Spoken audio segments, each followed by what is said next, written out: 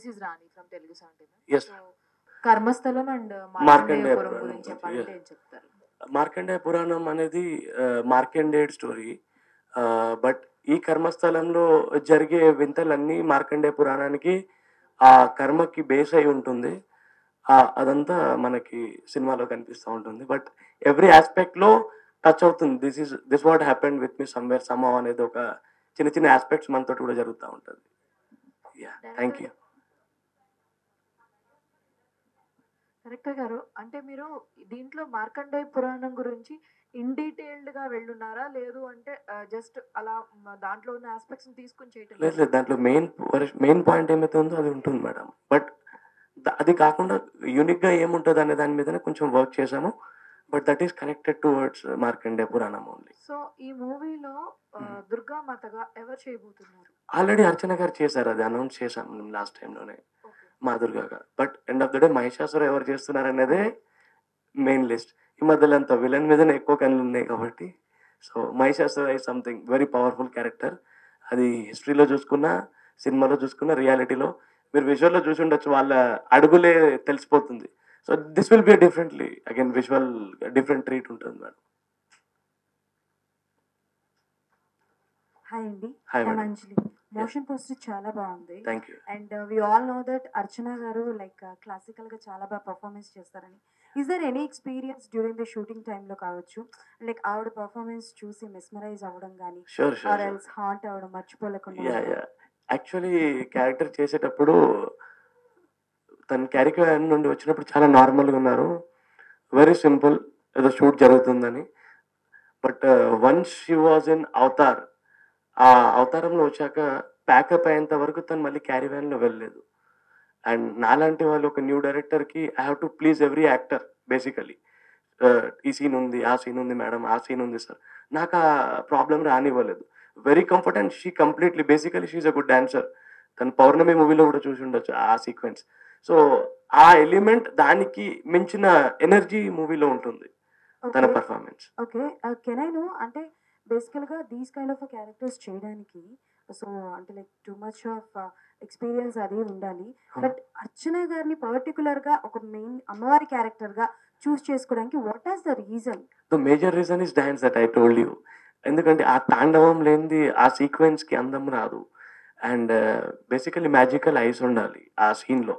When we see any goddess or అది మనం purity in eyes చూడాల్సి వస్తుంది. So basically before that I got many profiles from my team, but ఎందుకు అక్కడ stuck అయ్యాం.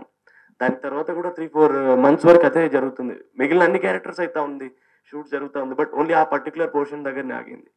So somewhere అది ఒక డివైన్ కాల్ అని నా feeling. Hello sir. Sir sir బేసిక్గా మార్కండేయపురం ప్రభావం చాలా వరకు పురాణాల్లో ఉంది. అంటే ముఖ్యంగా చూస్తే ఈ అంటే దసరా టైంలో కానీ లేకపోతే భారతదేశంలో ఉన్న ఈ దుర్గా టెంపుల్స్ ఏవైతే ఉన్నాయో, సో వాటిల్లో ఈ మార్కండేయ పురాణంలో ఏమైతే ఈ దేవి మహత్యం ఉందో వాటిని ఆ టైంలో పారాయణం చేస్తూ ఉంటారు. సో దాని ఇంపాక్ట్ అంతవరకు ఉంది.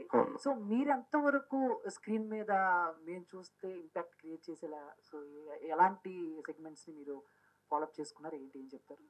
దీని ముందు ఒక ఆన్సర్ చెప్పమంటే చెప్తాను నేను.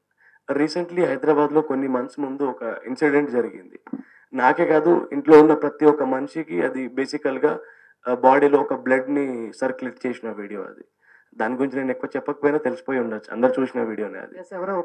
టెంపుల్లో వెళ్ళేసి కాళ్ళతో తినడం. బేసికల్గా ఆ సీన్ చూస్తూ ఉంటే I was shivering and I was thunder and నా కంట్లో నీళ్ళు వస్తున్నాయి. I don't know why. నేను అంత ప్యూర్ డివైన్ పర్సన్ ఏం కాదు ముందు, బట్ కొన్ని when I started the script, దాని తర్వాత స్లోలీ మ్యాజికల్గా ఐ గాట్ ఎవ్రీథింగ్. నేను ఏదనుకున్నా ఆ రోజు సెట్లో వర్షం పడినా, ఏ జరిగినా, ఏ ఒక్కనాడు షూట్ ఆగలేదు. నేను ఏ ఒక్క సీన్ అనుకున్నా కూడా ఆ రోజు ఆ సీన్ ఆగలేదు. ఒక యాక్టర్ దగ్గర వెళ్ళి నరేషన్ ఇస్తే నో అన్న చెప్పిన యాక్టర్ లేరు. నా సైడ్ నుండి మేకర్ స్ట్రాంగ్ లేకపోయి ఉండొచ్చు, but I met very big actors from Mumbai. నేను లాస్ట్ 3 meetings చేశాను ముంబైలో. దీని తర్వాత దీని ప్యారలల్ యూనివర్స్ ఉంది, దీనికి 10 times బిగ్గర్ వరల్డ్, అది 10 times బిగ్గర్ బడ్జెట్. సో దానికోసం నేను దీన్ని బాగా స్ట్రాంగ్గా ప్రిపేర్ చేయడం స్టార్ట్ చేశాను. బేసికల్గా చిన్నగా స్టార్ట్ చేశాం, బట్ వెన్ నాకు ఒక వేరే పెద్ద కంపెనీ నాకు సపోర్ట్ చేయడం వల్ల I'm making it so happy అనమాట అది. సో బేసిక్గా ఇలాంటి ఫిలిమ్స్ వస్తున్నప్పుడు సో గ్రాఫిక్స్ పరంగా కూడా ఎక్కువ ఎక్స్పెక్ట్ చేస్తూ ఉంటాం. చిన్నప్పటి నుంచి మేము చూస్తున్న దేవిపుత్రుడు ఇవన్నీ కూడా సార్ సార్ సో ఉన్నంతలో గ్రాఫిక్స్ కూడా ఒక రేంజ్ లో బట్ ఒక చిన్న బడ్జెట్ సినిమాలకు వచ్చేసరికి కథను ఇవన్నీ బాగున్నా కూడా గ్రాఫిక్స్ వచ్చేసరికి ఎక్కడో కొంచెం డిసప్పాయింట్ చేస్తూ ఉంటారు. 100%. ఏదో కొంచెం అంటే పచ్చిగా చెప్పాలంటే ఏదో అమీర్పేట్ గ్రాఫిక్స్ yes.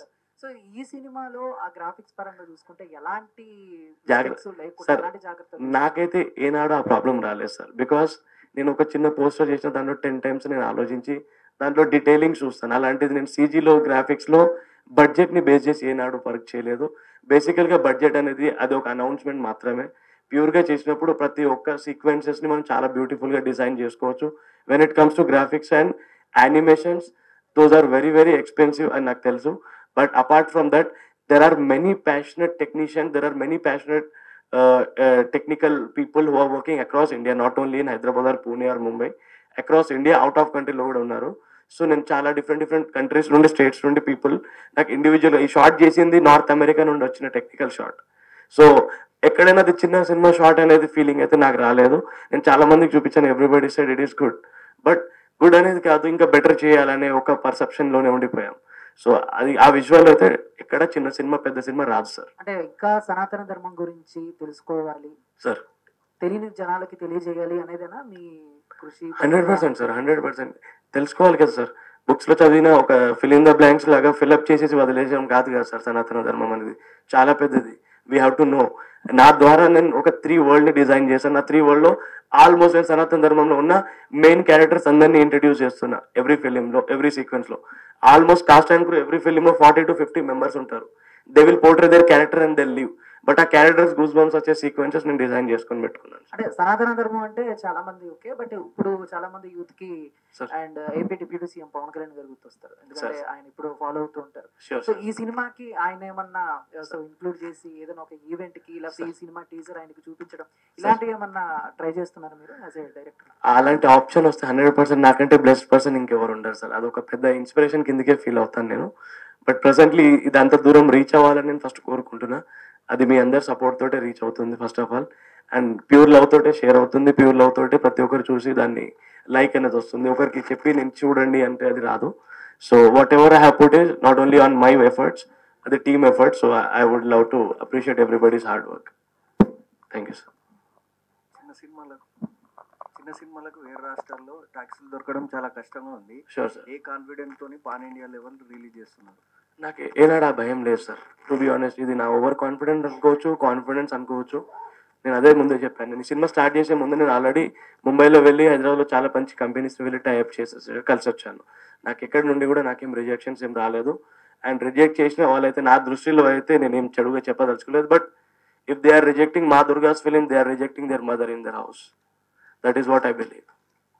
సో ఇది నా మళ్ళీ స్టేట్మెంట్ అనుకోవచ్చు, ఏదో అని అనుకోవచ్చు. If you are rejecting my film, then you are rejecting your mother in your house. That's a straight answer. Sir, ఇప్పుడు never experience this type of movie అని పెట్టారు కదా, అంటే ఈ షూటింగ్ పార్ట్స్ ఎక్కడి నుంచి తీసుకున్నారు సార్? ఎక్కడ? బేసికల్గా షూట్స్ అన్ని న్యాచురల్ గానే జరిగాయి sir. Whatever the blue mat shoots we have created, అదొక నెవర్ సీన్ బిఫోర్ వరల్డ్ లాగానే ఉంటుంది. మోషన్ పోస్టర్లో మీకు ఒక యాక్టర్ కనిపించలేదు, ఒక క్యారెక్టర్ కనిపించలేదు. But we have showed what ever we want to show. అది నెవర్ సీన్ అనేది దాని బేసిస్ మీద వచ్చింది సార్. ఓకే సార్, ఇప్పుడు మార్కండేయ పురాణం అని పెట్టారు కదా, అంటే దాని నుంచి ఆ గ్రంథం నుంచి తీసుకున్న స్టోరీయా లేకపోతే మీరు ఏమైనా యాడ్ చేయడం జరిగింది? దాని నుండి ఒక లైన్ ఇన్స్పైర్ అయ్యాం సార్, అంతే. But what ever we have created is not an illusion story, but realistic కి దగ్గరలోనే ఉంటుంది sir. Okay, thank you sir. ఇది సీక్వెల్స్ లో కానీ ఏమైనా స్టార్స్ ఏమైనా చూపించడం జరుగుద్దా? 100% సార్. నెక్స్ట్ సీక్వెల్ కి చాలా పెద్ద స్టార్ తోటే మాట్లాడుతున్నాం. ఆల్మోస్ట్ విత్ ఇన్ 1 month అది ఆన్ బోర్డ్ వస్తారు సార్. నేమైతే సారీ చెప్పలేను సార్. బట్ దీంట్లో నేను ఒక డెబ్యూ డైరెక్టర్ని కాబట్టి నేను అంత పెద్ద పెద్ద పేర్లు చెప్పలేను. And one good name is enough to across India. ఒక పాన్ ఇండియా నేమ్ అయితే ఉంది సార్. ఆ పాన్ ఇండియా నేమ్ ఉంది. బట్ పార్ట్ 3కి కూడా దీంతో పాటు ప్యారలల్లో యూనివర్స్ ఏం చేయట్లేదు. పార్ట్ 2లోనే ఒక హాలీవుడ్ యాక్టర్ని కూడా తీసుకురావడం ప్లానింగ్ జరుగుతుంది. ఆల్మోస్ట్ మెయిల్ కాన్వర్సేషన్ జరుగుతున్నాయి, అప్రూవల్స్ వస్తున్నాయి. విత్ నెక్స్ట్ మంత్ టీజర్ కల్లా నేను ఒక మంచి అనౌన్స్మెంట్ ఇస్తాను sir. Okay sir, thank you sir. Thank you sir. Sweetest media అన్ని సినిమాలని సపోర్ట్ చేయడానికి ఒక పక్క లేట్ అవుతున్నా వెయిట్ చేసి అడుగుతున్నందుకు థ్యాంక్ యూ వన్స్ అగైన్ అందరికీ పేరు పేరున. Yes, thank you so much.